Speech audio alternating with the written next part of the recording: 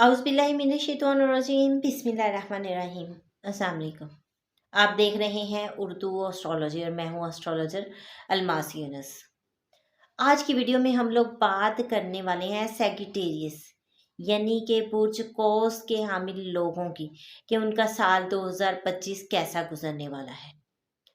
तो साल 2025 के बारे में हम बड़ी ही तफसील से बात करेंगे। सबसे पहले देखें, अकॉर्डिंग टू न्यूमरोलॉजी 2025 का अदद 9 बनता है और 9 अदद जो है वो मार्स का अदद है। मार्स क्या है? फोर्सेस है, एंगर है, आपकी एनर्जी है, ब्लड है।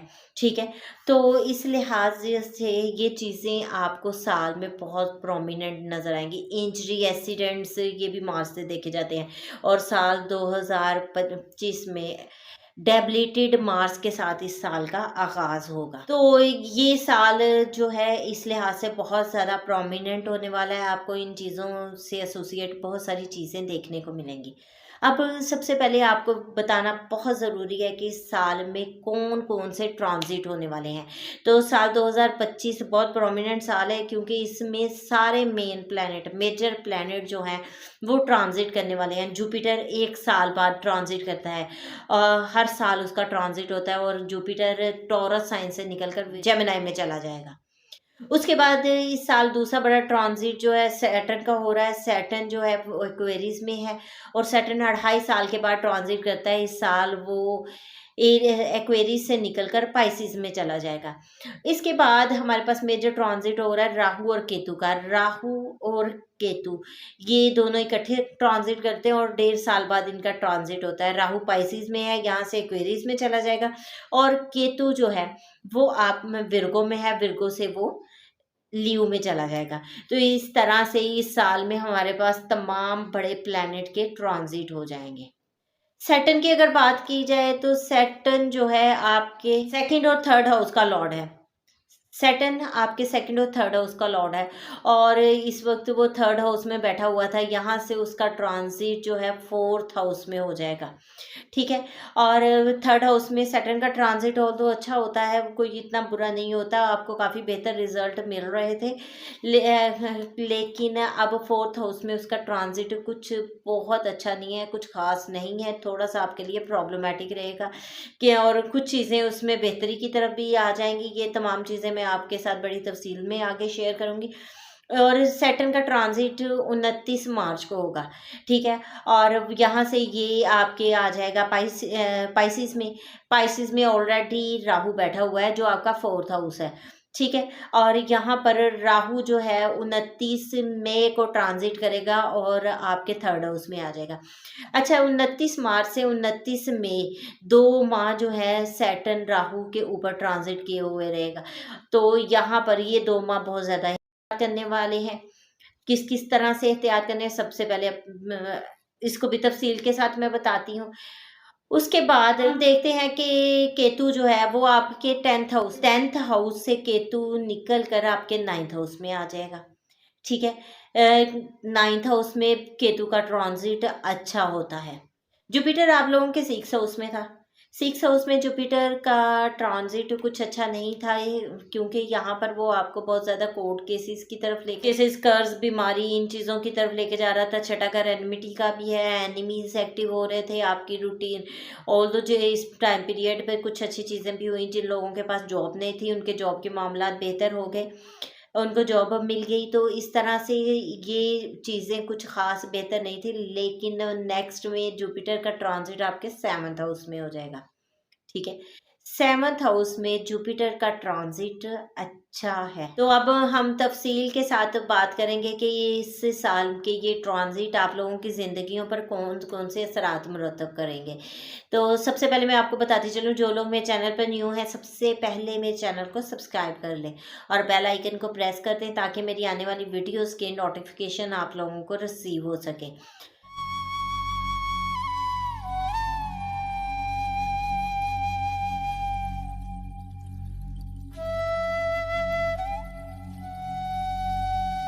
अब आप देखें, आप इस साल में सबसे पहले तो आप लोगों का असेंडेंट जो है वो एक्टिवेट हो रहा है, क्योंकि जुपिटर 7th हाउस में बैठ के आपके असेंडेंट को नज़र दे रहा है।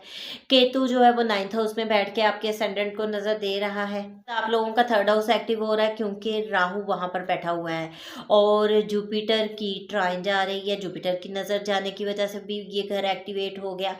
फिर हम देखते हैं आपका 11th हाउस एक्टिव हो रहा है, क्योंकि जुपिटर की नज़र 11th हाउस में जा रही है और वहाँ पर ऑलरेडी जो है सैटर्न की भी नज़र वहाँ पर जा रही है। तो इस तरह से आपका 11th हाउस भी एक्टिव हो गया। 3, 7 और 11 जब ये तीनों हाउसेस इकट्ठे ये ट्राइन एक्टिव होती है तो इसको हम पॉकी ट्राइन कहते हैं। तो यानी कि यहाँ पर ये आपको काफ़ी ज़्यादा फ़ायदा दिलवाने वाली है। इस टाइम पर आप लोग बहुत ज़्यादा एंजॉय करने वाले हैं, बहुत ज़्यादा पार्टीज़ करने वाले हैं, शॉपिंग करने वाले हैं और आपको बहुत ज़्यादा इस ट्राइन की वजह से अच्छे बेनिफिट्स हो सकते हैं। जिन लोगों की प्रमोशन रुकी हुई थी उन लोगों की प्रमोशन होने के चांसेस बन रहे हैं।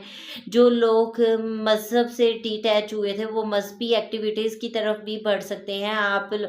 जो लोग अपने वालिद से कुछ गेन चाह रहे थे उनको वालिद की तरफ से गेन मिलता भी दिखाई दे रहा है। जिन लोगों की शादियां रुकी हुई थी इस साल में उनकी शादियां होने के भी चांसेस बन रहे हैं। इसके अलावा आप लोगों की कोई देरीना ख्वाहिश पूरी हो रही है, क्योंकि ये घर जो है डिज़ायर का घर है और डिज़ायर का घर जब एक्टिवेट होता है तो वहाँ पर आपको फुलफिलमेंट ऑफ डिज़ायर भी करवाता है। आपको बहुत ज़्यादा फ़ायदे मिलने वाले हैं। जो लोग फ्रीलांसर्स हैं उन लोगों के लिए ये ट्रांजिट काफ़ी बेनिफिशियल साबित होने वाला है। उन लोगों को काफ़ी प्रोमिनेंट ऑनलाइन वर्किंग करने को मिलेगी और उनका नेम भी बढ़ेगा इसमें। अच्छा, ये राहु आपके 3rd हाउस में बैठा है। 3rd हाउस जो है सफ़र का है, आपको काफ़ी ज़्यादा सफ़र वगैरह करवा सकता है और कुछ सफ़र तो बेजा ही करवाएगा। ठीक है, यहाँ पर कुछ अच्छे काम भी करेगा, क्योंकि कुछ जो लोग आपके जिनके हमसायों के साथ ताल्लुकात कुछ ख़राब थे उनके हमसायों से ताल्लुकात बेहतर होंगे। भाइयों से ताल्लुकात बेहतर होंगे। छोटे बहन भाइयों के साथ आपके रिलेशन जो है वो यहाँ पर बेहतर होने वाले हैं। यहाँ पर आप प्लानिंग बहुत लंबी करने वाले हैं। इतनी लंबी प्लानिंग करेंगे, इतनी लंबी प्लानिंग करेंगे, मैं कहती हूँ प्लानिंग छोड़कर एग्जीक्यूट भी कर लीजिएगा। ऐसा ना हो कि सिर्फ प्लानिंग करते आप रह जाएँ और एग्जीक्यूशन का आपको टाइम ना मिले। हाँ, लेकिन एक चीज़ ज़हन में रखिएगा, 3rd हाउस हमारी डॉक्यूमेंट्स का है। डॉक्यूमेंट से रिलेटेड कोई प्रॉब्लम क्रिएट हो सकती है, क्योंकि राहु जो है वो इल्यूजन देता है, वो प्रॉब्लम देता है, सडन आपसे कुछ करवा देता है और यहाँ पर डॉक्यूमेंट से रिलेटेड आपको किसी किस्म का कोई मसला भी हो सकता है। इसलिए अगर किसी से कोई एग्रीमेंट करने लगे बहुत सोच विचार करें। अगर आप कोई चीज़ खरीदने लगे हैं और उसके डॉक्यूमेंट्स का काम करना है तो उसमें आप डॉक्यूमेंट्स को बार बार चेक कर लें, कहीं इसमें कोई प्रॉब्लम तो नहीं। यहाँ पर आपका 3rd और 9th हाउस एक्टिव हो रहा है, दोनों घर एक्टिव हो रहे हैं जब, तो आपको ये बात जहन में रखनी चाहिए कि आप कोई लंबा सफ़र भी कर सकते हैं, कोई बैरून मुल्क सफ़र भी कर सकते हैं, या फिर ऐसे सफ़र जो 900 किलोमीटर से ज़्यादा हों वो भी आप कर सकते हैं। अब बात आती है, सबसे इम्पोर्टेंट बात है कि 4th हाउस में सैटर्न आ गया है। अब 4th हाउस में सैटर्न जो 2 माह उसने राहु के साथ रहना है, वो 2 माह बहुत ज़्यादा प्रॉब्लम वाले हैं। उस वक़्त में आपको अपनी वालदा की सेहत का बहुत ज़्यादा ख़्याल रखना है। वैसे तो जब तक सैटर्न आपके 4th हाउस में आपको ये प्रॉब्लम लगे रहेंगे, लेकिन ये 2 माह बहुत ज़्यादा आपके लिए टफ साबित होने वाले हैं। वालदा की सेहत का बहुत ज़्यादा ख़्याल रखें। घर के मामलात को बहुत गौर से देखें। आपके घर में कुछ डिस्टर्बेंस क्रिएट हो सकती है, घर में के मामलात कुछ डिस्टर्बेंस का शिकार हो सकते हैं। आप लोग जब कोई एसेट वगैरह लेने लगेंगे उसमें प्रॉब्लम आ जाएगी, देरी आ जाएगी, क्योंकि सैटर्न जो है यहाँ पर बैठकर आपके असेंडेंट को देखेगा। तो जब असेंडेंट को देखेगा तो वो आपके अंदर सुस्ती पैदा कर देगा। जब सुस्ती पैदा होगी तो आप जो काम करने लगेंगे उसमें बहुत ज़्यादा टाइम लगा देंगे और बहुत सारे कामों में आपको डिज़ायर जो है उसका रिज़ल्ट नहीं मिल पाएगा। तो ये थोड़ी-सी चीज़ें हैं जिनको आपने खुद गौर करना है। जब आप पर सुस्ती छाने लगे आपको उसको खुद ख़त्म करना है, कोई और इसके लिए कुछ नहीं कर सकता है। अच्छा, यहाँ से बैठ के उसकी नज़र आपके 6 हाउस पर भी जा रही है। तो सबसे पहले तो आप अपनी गाड़ी व्हीकल वगैरह के बारे में सोचें। आप व्हीकल या प्रॉपर्टी वगैरह लेने के बारे में सोच रहे हैं, बहुत ज़्यादा गौर-व-फ़िक्र कीजिएगा। डॉक्यूमेंट्स को का काम बहुत ही अच्छे अंदाज से कीजिएगा। यहाँ से जब उसकी 6 हाउस को नज़र जाएगी तो आपकी डेली रूटीन को वो डिस्टर्ब कर सकता है, आपको आपकी ननिहाल को डिस्टर्ब कर सकता है, आपके दुश्मन पैदा करवा सकता है। यहाँ पर आप कर्ज़ वग़ैरह की तरफ जा सकते हैं, आपको कोई बीमारी जो है वो घेर सकती है, बहुत सारे मसाइल आपके साथ बन सकते हैं। तो आपने बहुत ज़्यादा एहतियात करनी है इस वक़्त में, अपने काम को बाकायदगी से करना है, दुश्मन को मौका नहीं देना है, कर्ज़ की तरफ नहीं जाना। अगर आप कर्ज़ इस वक़्त में लेते हैं, तो आप काफ़ी ज़्यादा प्रॉब्लम बन सकती है। किसी को उधार मत दें, अगर आप किसी को उधार देते हैं तो उधार या तो आपको बहुत ज़्यादा टूट के मिलेगा या फिर रकम मिलेगी नहीं।